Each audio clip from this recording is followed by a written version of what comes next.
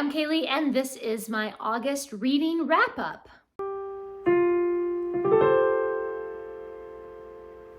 I read 20 books in August. Not a bad reading month at all. Before I dive into the 20 books that I read, I'm going to reach back here to our Booktuber shout-out book, and we're going to shout out somebody randomly. Today's shout out goes to Sarah's Nightstand, so I'll leave a link to their channel down in the description. Please be sure to go over and subscribe to them, and subscribe to this channel if you haven't already, and give this video a thumbs up if you had a great reading month in August. Out of the 20 books that I read, 2 of those were classics. I read 2 sci-fi, 1 children's book, 1 middle grade, 1 mystery, 1 fantasy, 2 nonfiction, and 10 children's picture books. So as always, I'm gonna start with the classics. I finished reading the Aunt Jane's Nieces series with the 10th book, Aunt Jane's Nieces in the Red Cross. In this last book in the series, the girls are very upset about news of World War I, or as they call it, the Great War in Europe. Although the United States is remaining neutral so far, they hatch a plan to start a hospital ship and become Red Cross nurses. They obtain their approval for their hospital ship, and of course Uncle John provides all of the supplies that they need. But they still need a surgeon. They actually need a doctor to help them with their plan. Uncle John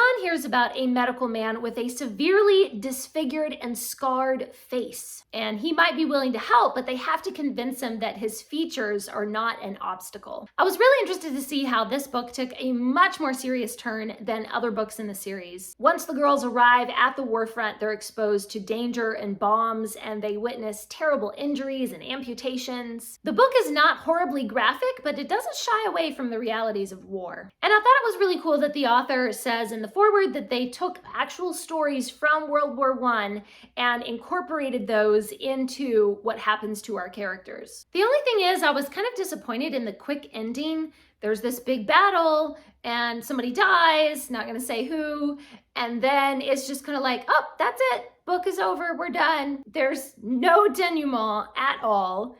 They don't really deal with the death of this character. We don't see the other characters like grieving for them or anything. It's just, okay, they're dead, we're done.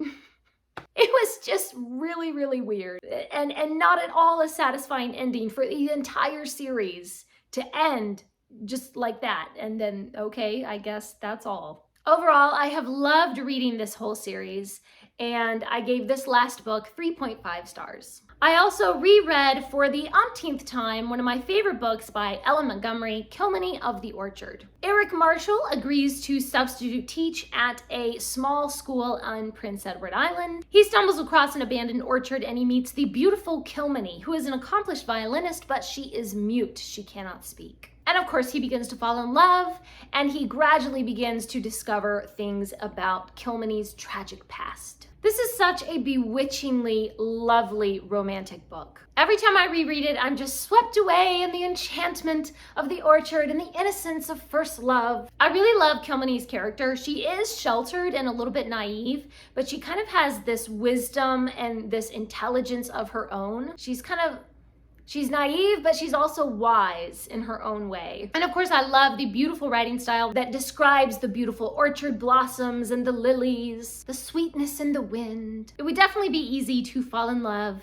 and have romantic scenes in a beautiful orchard like that. I always give this book 5 stars. I also reread The BFG by Roald Dahl. I love this story. It's just hilarious and fun. I picked it up on a whim because one night I had such awful insomnia and I couldn't sleep, and I was like, I just need something silly and fun and whimsical, and I picked up the BFG and read it within a few days. There's just nothing quite like Roald Dahl's writing style. He has such a felicitous way with words that really draws the reader in. Of course, the BFG stands for the Big Friendly Giant, and he and Sophie go on adventures trying to defeat the evil giants. It's so charming. Roald Dahl just weaves this web of enchantment around you that sweeps you off into amazing adventures. I also continued reading the Dragonback series by Timothy Zahn with the 4th book, Dragon and Herdsman. In this 4th book, Jack and Dracos are visiting a distant, remote planet with their friend Allison, and they discover a herd of creatures called the Fuka, who actually look very similar to Dracos himself. They look like They ought to be of the Kada species that look like dragons, like Dracos, but they just act like animals. They're not sentient. They don't have a language. And Dracos kind of wonders if the Kada, his people, could have evolved from this lower animal form. And of course, there are mercenaries tracking them, so they have to flee into the forest. And they have all kind of adventures trying to dodge bullets and dodge all these carefully constructed ambushes in the forest, all the while trying to protect this herd of Fuka. I think that's how you say it. It looks like it should be Fuka. I don't know how to say it. This book takes the series to a whole nother level. Like, up until now, we've just kind of been focusing on the relationship between Jack and Dracos as they begin to trust one another in difficult situations. We've had lots of adventure and everything, but now we're starting to get into the really deep questions. Where did Dracos' species come from? And there's also something really weird going on between Jack and Dracos where they almost seem to be like telepathically figuring out each other's thoughts before the other one speaks. So like, is there some kind of mystical telepathic connection going on, or are they just been together so long that now they're just starting to guess what the other person is probably going to say? There are a lot of really clever plot twists, really deep questions that we dive into, and this book has just made me even more excited to continue with the rest of the series. This book just has everything: the characters, the plot, the theme, the writing style, the action. It's just phenomenal. I mean, it's Timothy Zahn, of course it's phenomenal. I gave this 4.5 stars. I read 2 nonfiction books, Take Care of Your Type, an Enneagram Guide to Self-Care. So if you know about the Enneagram guides, there's like type 1, type 2, etc. Based on your personality type, then it gives you tips for self-care. And it's not all just things like take a bubble bath or you need alone time or things, but it's about like setting emotional boundaries in your relationships or leaning into your creative things. Like if certain personality types, you really need to have a creative project. That's just something that makes you feel alive and happy. So based on your personality type, it just gives really, really good advice about how to take care of yourself. I also read Ayurveda Every Day, Balance Your Mind, Body, and Spirit. The Ayurveda health system is a holistic approach to medicine, and especially preventative medicine, through things like what you eat and how much sleep you get and just basic daily habits. It's all about promoting wellness in every area of your life. I really like this approach to medicine because it's very specific according to your body type and your personality type and your daily habits. I like that Ayurveda takes the whole person into account, not just 1 or 2 symptoms. However, I didn't like references to mystical ideas like karma and dharma and prana and other Buddhist and New Age type ideas. Not everyone subscribes to those beliefs, so it seemed kind of pointless to include it in a book that most people are going to pick up just for the wellness advice. We're not looking for spiritual advice here. I picked up this book for health advice. So because of that, I only gave it 2 stars. The rest of the books in this video are all books that I received for free from a publisher in exchange for a free and honest review. I read the second book in the Captain's Daughters series by Doreen Berger. This one is Beyond the Stars. Diane and Robin are 2 sisters that are thrown into another adventure when they befriend Janelle, the future ruler of a planet that is under quarantine. Janelle is a girl their own age who comes aboard their spaceship to be kept safe from the virus that is ravaging her planet. And of course, the 3 of them end up in terrible trouble and they have all kinds of awful adventures. I really liked the world building for this new planet that they visit. We get kind of the history of the planet and the political situation that Janelle finds herself in, that she's going to be the future ruler of this planet. There's a lot of backstory there and a lot of history that gave the story a lot of depth. The writing style has definitely improved from this book from what it was in the first book. The first book had a lot of flashbacks and a lot of kind of inconsistencies in the plot that just seemed like, that was a fortunate coincidence, you know, but kind of unbelievable. This book had a lot fewer of that. We still did have a couple of flashbacks, and one or two circumstances that just seemed like, okay, that was a coincidence. You know, that just seemed like it was kind of an unbelievable plot point. But we see a lot less of that in the second book, so we can see where the story construction of the plot is much tighter and makes more sense. And also just the writing style kind of dives a little bit deeper and gives you a more coherent story. We get a lot of wonderful character development for the girls as they begin to ask their father about any previous romantic relationships that he may have had.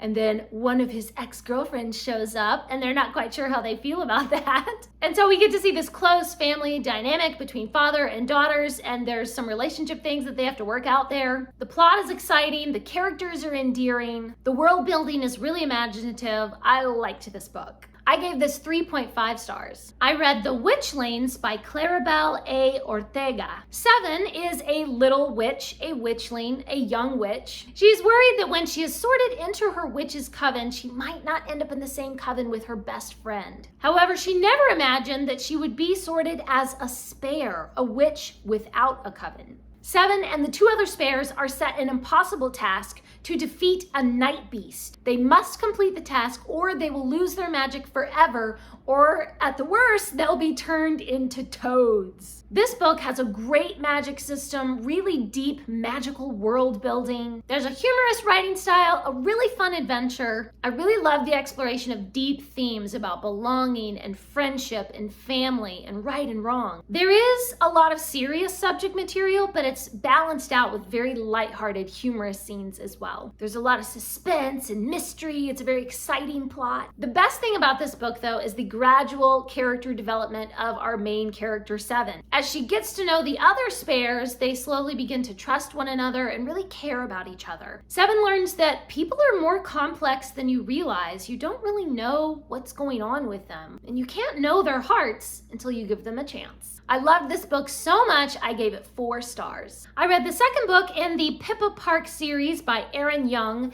It is Pippa Park Crush at First Sight. Pippa is in trouble when she agrees to host a massive Christmas party. She is completely overwhelmed trying to schedule the catering and the invitations and the decorations. Plus, she has to find the perfect dress and the perfect date. She still has a huge crush on Elliot, her math tutor, but there's a new boy in her life who is helping out with the church Christmas pageant. And which boy will Pippa ask to be her date to the party? The cool thing about this series is that it's actually a retelling of Charles Dickens's Great Expectations, but it's set in the modern world, and instead of the main character being Pip, it is Pippa. I really loved learning more about Pippa's Korean American culture. Pippa lives with her sister and her brother-in-law, and we get to see their particular traditions of how they celebrate Christmas. I just loved how serious but also comedic and just wild this plot ended up being. Pippa tackles some really serious problems and she makes some really dumb mistakes, but eventually she gains some wisdom. She has the courage to do the right thing.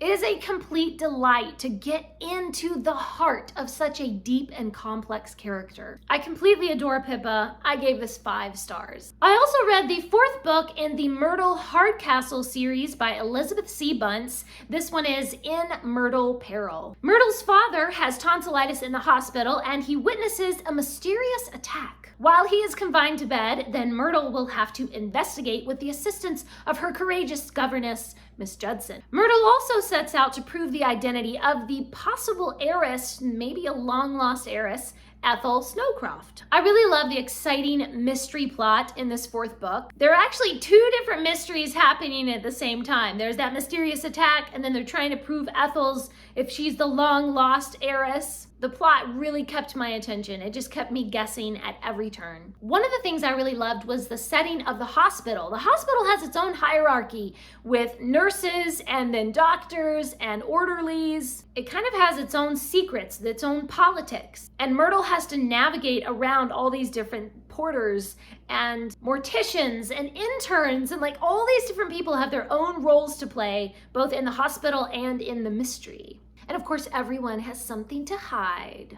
I really love how humorous the writing style is. There's a lot of witty dialogue and cute little aside comments to the reader. The character development is absolutely phenomenal. Every single book we see Myrtle growing and changing, and her relationships with the people around her changing. Myrtle and her father have always been very close, but their trust is really tested in this book, and it is amazing to see just how they react. If I could, I would give this book 10 stars, but Goodreads only lets me give it 5. And those are the books that I read in August. Please leave me a comment down below and let me know what are some of your favorite books that you've been reading recently. Thanks for watching. Please subscribe, and remember, the right book in the right hands at the right time can change the world.